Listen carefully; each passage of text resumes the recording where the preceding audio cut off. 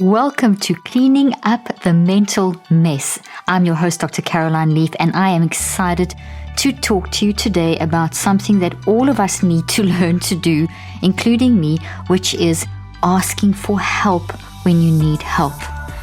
We live in a society today that it just doesn't encourage us to ask for help. It's like you've got to be perfect and know everything and know how to cope with things, and asking for help is almost seen as a sign of weakness.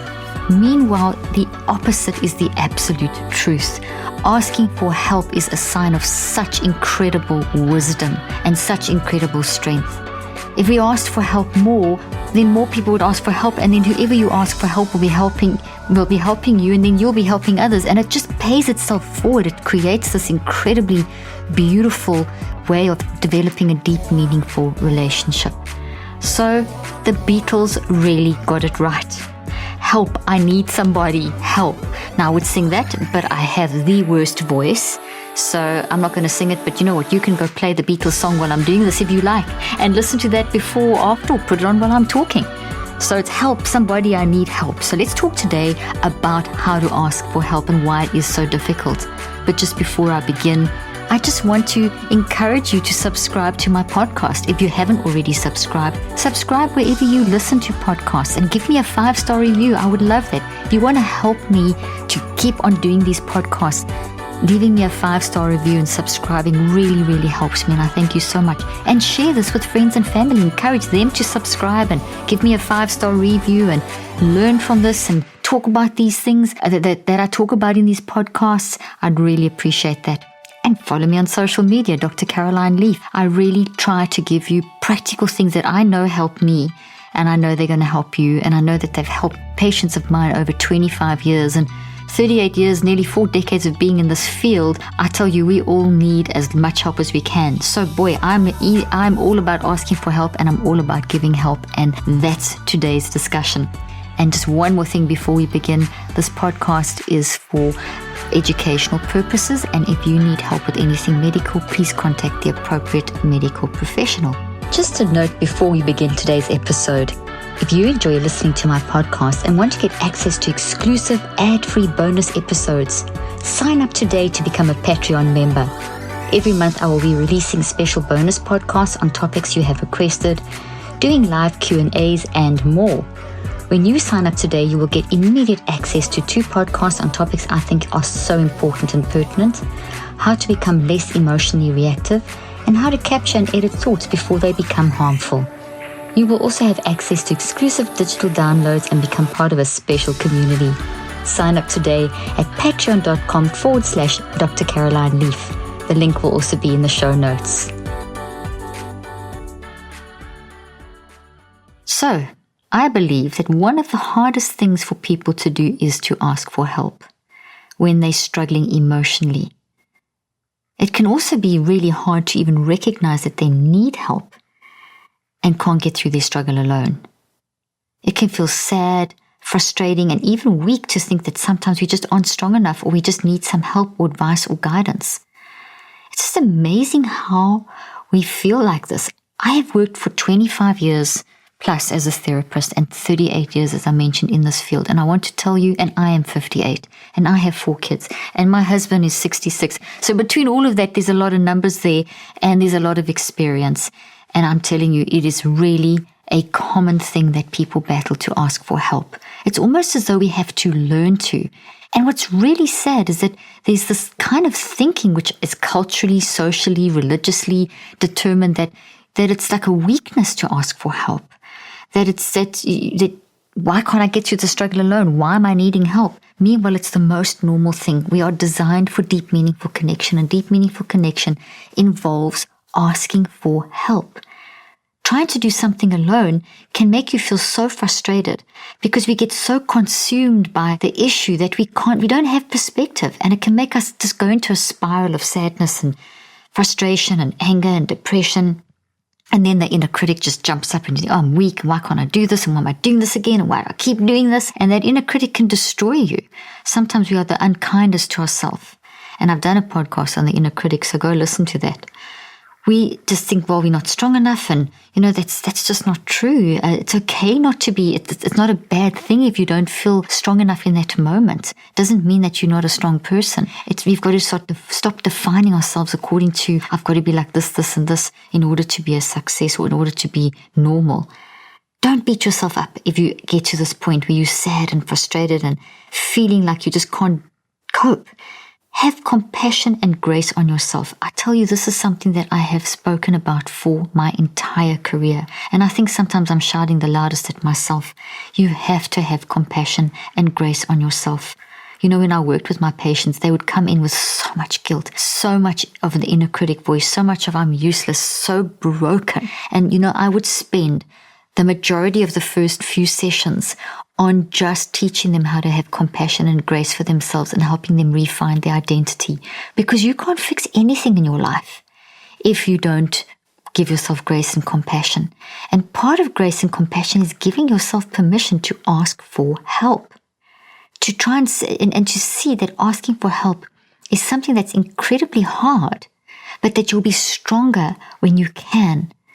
You need to tell yourself things like, as I'm asking for help, I'm listening to my wise mind. Because we have a messy mind and we have a wise mind. And our messy mind is totally normal because, life is messy. So we kind of just experimenting through life. But messiness is supposed to work with wisdom to get the best out of messiness. So for messiness to become something that is actually creative and growth oriented, it needs to be basically connected to wisdom. And you are wisdom. Your inner core, your wisdom. So the messiness of life can very often block out our wisdom. And asking for help is a very, very quick way of tuning back into our wisdom. So the next time that you think, oh my goodness, there's something wrong with me, I need to ask for help, or I can't ask for help, or I just got to try and get through this on my own, tell yourself that's not wisdom. That's messiness. That's not going to help you repair and grow and move through this. But saying, hey, maybe I need some help. Maybe I need to just talk to someone and get some perspective on this thing. It's just like, I don't know what I'm doing here. It doesn't mean I'm weak. It doesn't mean I'm crazy. It doesn't mean I'm useless. It just means I'm a human who is amazing. I can do something that no one else can do, but I happen to be in a situation where I'm battling and I need help. It's okay to ask for help. Those are the kinds of things that you need to say to yourself. I'm sure it will come as no surprise to you that to think well and manage your mental health, your brain needs proper nourishment. But many of us don't have the time to take multiple different products all day long for better brain and body health, more energy and optimized immune systems. This is why I love Athletic Greens. It has just what I need in one drink. Best of all, it doesn't taste like it's super healthy, honestly. Athletic Greens has a mild tropical taste that I actually look forward to each morning when I wake up. Even my husband, who can't stand things that taste too green, loves his Athletic Greens in the morning.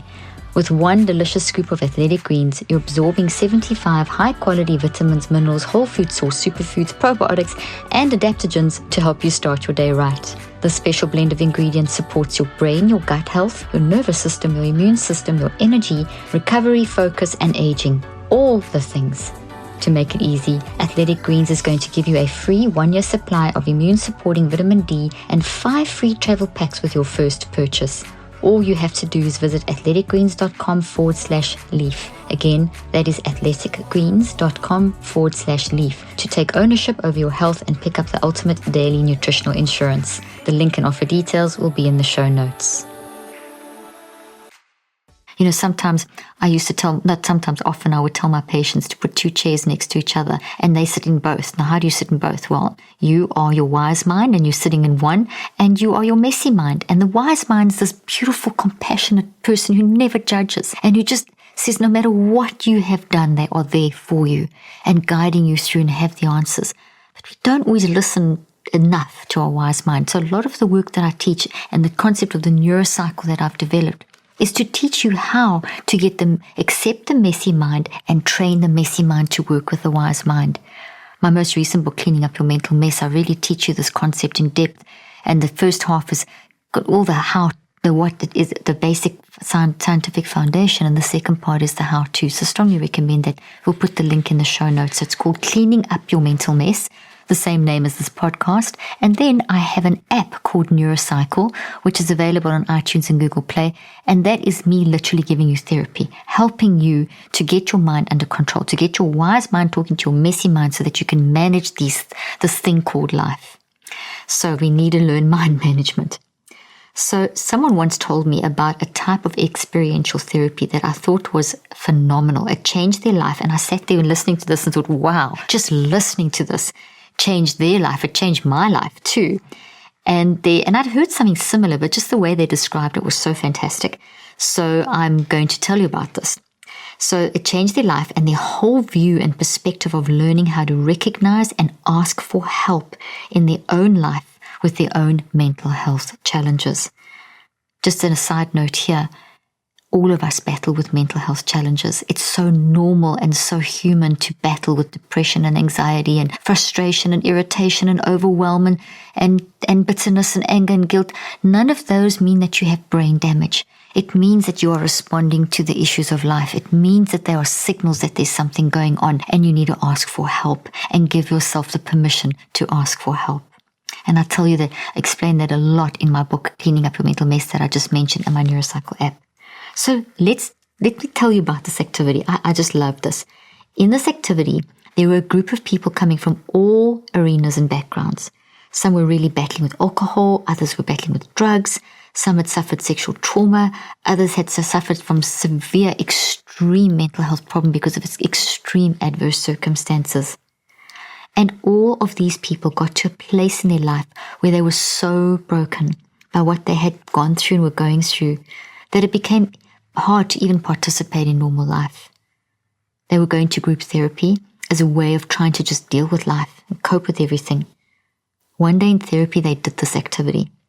First, the therapist had everyone blindfolded and told them that they were going to enter a maze made from ropes and have to go through the maze blindfolded. The therapist also explained that everyone had to hold onto the ropes and never let go. The rope maze was set up prior to the beginning of the activity and was out of sight so the participants didn't know what to expect. Once their hands were on the rope, they were given instructions. And we'll put the link for this in the show notes. These were the instructions. You are in an enclosed rope maze. And the objective of this activity is to find your way out. There are a few rules, so please listen carefully. I'm reading directly from the link in the show notes. It's basically a team building activity to help, as I said, with helping people to ask for help. That's really what the objective was. Okay, so the next instruction was, you must keep one hand on the rope at all times. You may not go over the rope or under the rope. Remember, they're blindfolded. You must remain completely silent. If you come across a knot in the rope, please do not untie it. Remember, there is a way out. Please remain absolutely quiet, but raise your hand if you need help. So, the way out of this rope maze that they were going to go through blindfolded was to raise your hand if you need help. Participants would slowly start searching for their way out, following the person in front of them, going in circles again and again and again. Some people would think they found their way out only to realize they were still enclosed in the circle. After about 5 minutes, the therapists repeat, remember, there is a way out. Raise your hand if you think you found the exit or need help. In the last 5 minutes of the activity, the therapist played the Beatles song, Help! I need somebody, help! As a clue to what they can do to get out of the maze. There is no true end to the maze as long as the participants keep trying on their own. Now listen to that, this is phenomenal.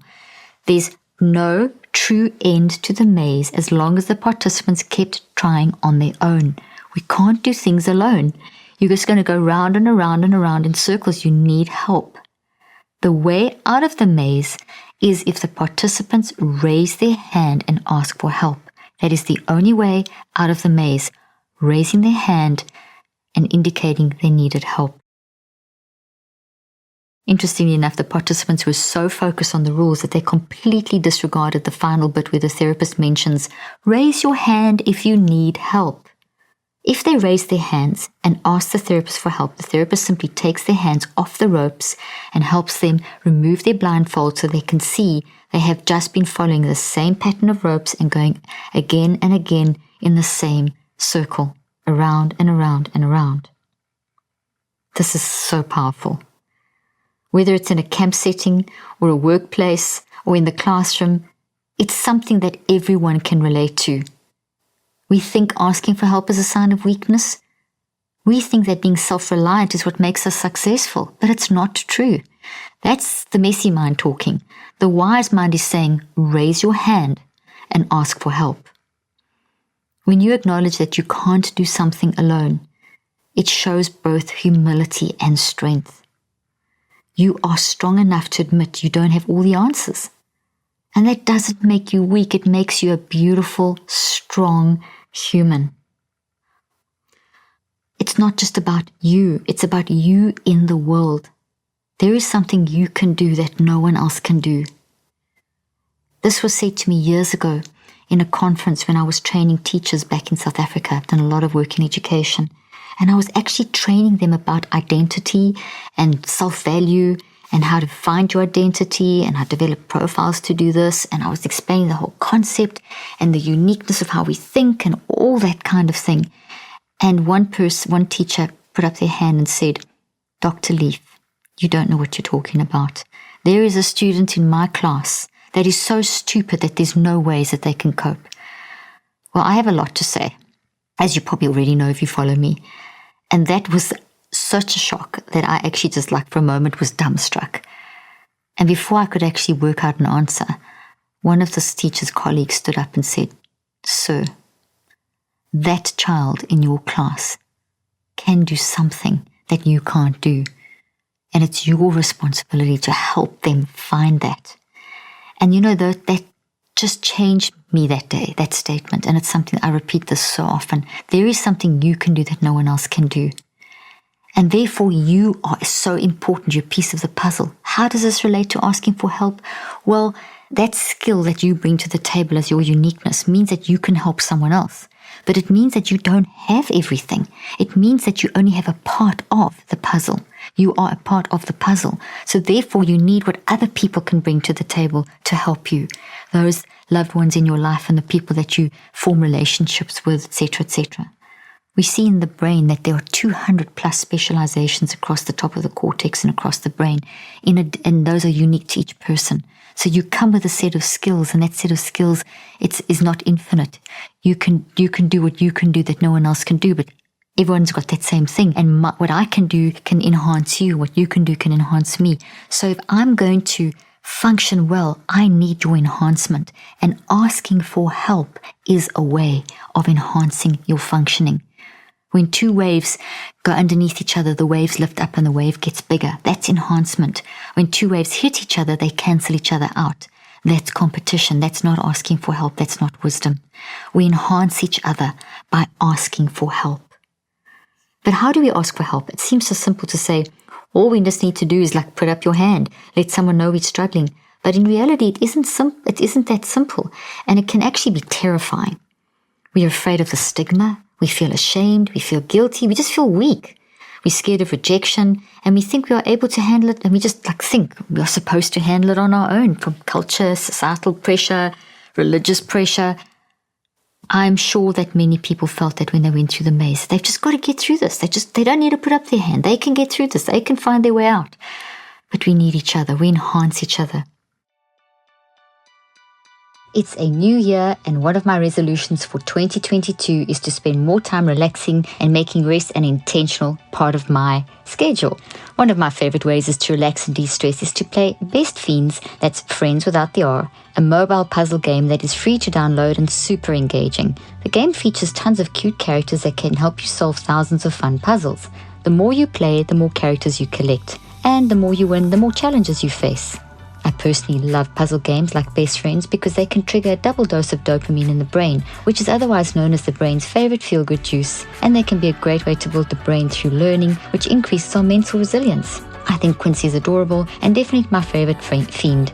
I'm currently on level 293 and getting closer, saving the land of minutiae from all those bad slugs. I personally love to play during my mental health breaks while writing my new book. Download Best Fiends free today on the Apple Store or Google Play. That's Friends without the R. Best Fiends. The link and offer detail will be in the show notes. Asking for help is one of the most critical aspects of whatever level of recovery you need.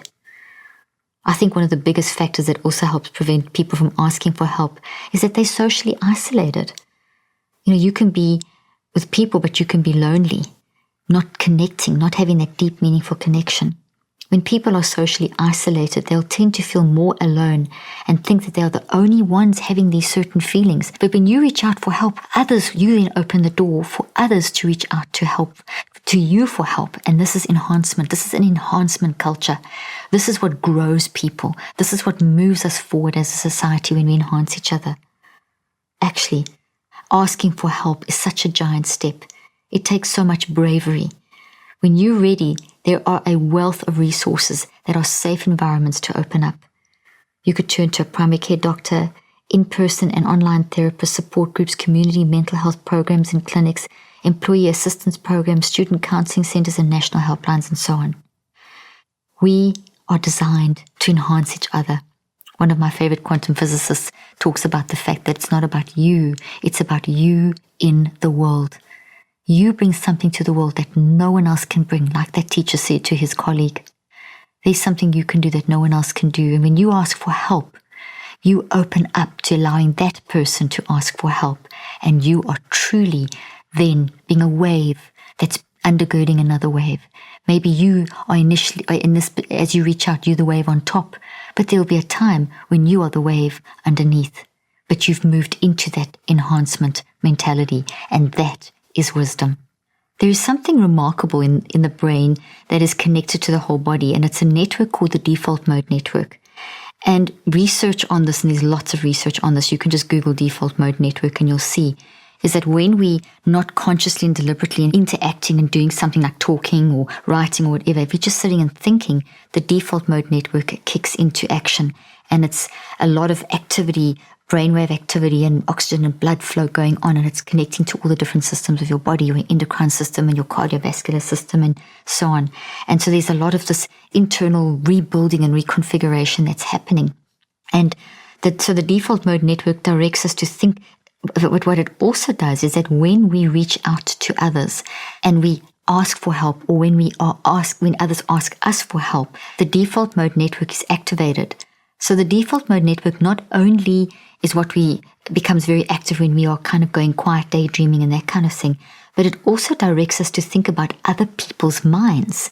So our default is to think about other people, their thoughts, their feelings and goals. We are basically structured to help others and to ask for help, to help each other. So whenever your brain has a free moment, it's actually going to go into this automatic reflex of going social, which is phenomenal. So on that note, I want to thank you for joining me today, and I hope this has helped you, and I hope that it'll help you to reach out and ask for the help that you need in your life bravely, and realize it's total wisdom, total enhancement, and it's how you made, and it will improve how you as a human function in your mind, brain, and body, and you will touch other people's lives in an amazing way when you ask for help. Thank you for joining me today. I'm Dr. Caroline Leaf, and I hope this has really helped you, and I look forward to talking to you next time. I hope you found today's podcast interesting and helpful. If you want more tips and help with managing anxiety, depression, and mental health, be sure to visit my website at drleaf.com and to sign up for my weekly newsletter, where I also include a schedule of my speaking events and so much more. And follow me on social media. I'm on Twitter, Facebook, and Instagram. Just look for Dr. Caroline Leaf. Also, I love seeing all your posts on social media about this podcast. I love seeing what resonates with you and what you've learned. So be sure to continue posting and tagging me and letting me know what you think and how these tips worked out for you. And don't forget, leave a review and keep spreading the word about this podcast. Thank you for joining me today. I really hope you learned something new and helpful. Till then, I'm Dr. Caroline Leaf.